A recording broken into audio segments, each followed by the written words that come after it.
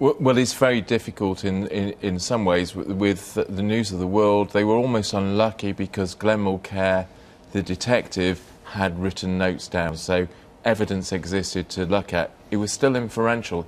If we compare what was said by the News of the World at the very beginning, there was also a denial. They ran an editorial. One bad apple theory. One bad apple. They didn't do anybody else. They told that story, and they ran an editorial in an edition which said this was a sad day in the News of the World's 164-year history. And of course, what we've got to be very concerned about is whether or not there is a cover-up in other newspapers. Look, all professions, including the legal profession, have people who don't follow the rules. It seems very unlikely that the News of the World was the only newspaper that had a small core of people who didn't follow the rules, who broke the law. So even, Tim, even though there is no proof, but it's certainly worth looking at, and there's a smell here, isn't there? Well, we seem to be inventing the novel legal precedent here of guilt until proven innocent, and I think we should perhaps reverse it and take the normal stance.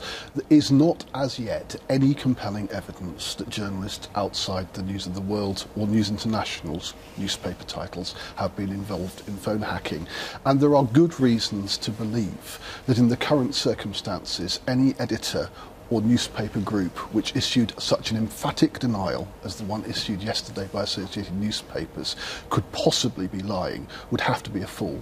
Do you accept then that what we may be seeing here with the Leveson inquiry is something very important for those involved, very cathartic for those involved, really harrowing stories? We heard some pretty terrible stuff today, but actually it may not change very much. Well, I don't think that's right. You know, it is innocent until proven guilty. And you have a difficulty that the press choose to report. So we saw Hugh Grant's evidence yesterday. It was a selected extract of evidence. People didn't look at the full statement. They maybe watched the Hugh Grant show and saw the cross-examination of a small bit. I mean, people need to look at the statements that are available online, and they can go through exactly what he said and look at the level of intrusion, and then perhaps people are able to make a choice. I don't think that any of the statements that were issued yesterday by Hugh Grant give firm evidence that his phone was hacked by any newspaper company. But he would accept that himself, wouldn't he? He would yes, just say that he's inferring that this is the only logical way in which he thinks things could have happened. But it isn't the only logical way, Gavin. We, as journalists, know that there are many ways of finding out information about people that they do not wish to place in the public domain. Often that is the result of persistent reporting. Well, what do you make of what's going on here then? I mean, you know, is it a Truth and Reconciliation Commission where there's no reconciliation and people are just finger-pointing? I think it's a perfect storm, Gavin.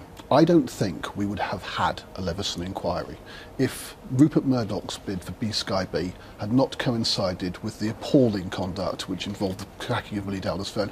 Now we have got one. Is it not a good thing to air all this? And certainly for the families involved, who get a chance to say, these are very powerful people who've destroyed our lives.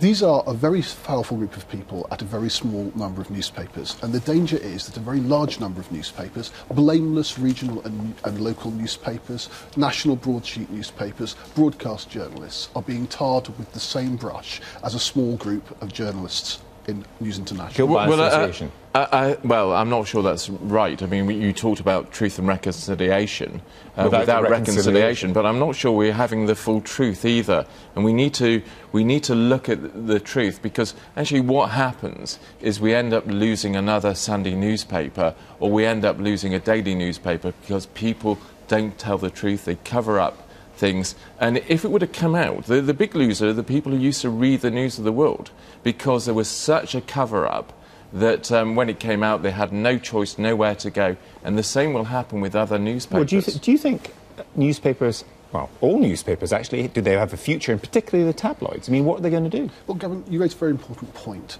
This is simply not the biggest problem facing journalism.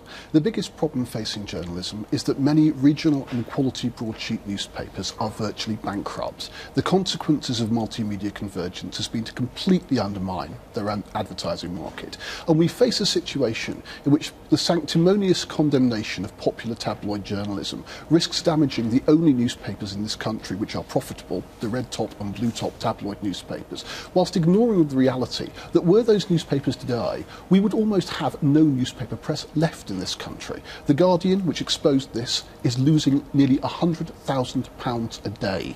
The Independent is supported by the generousness of its owner. The Times is subsidised by the Sun. Right. We face a real crisis in British journalism. It's about economics, not about hacking. An economic crisis, and this is a sideshow in that sense. Well, it is and it isn't. If we start talking about bankruptcy, we have financial bankruptcy on one side, moral bankruptcy on the other. We don't need to keep moral bankruptcy alive. Why should we be subsidising? Why should we be subsidising it? You know, how many phones need to be hacked? How much information needs to be obtained?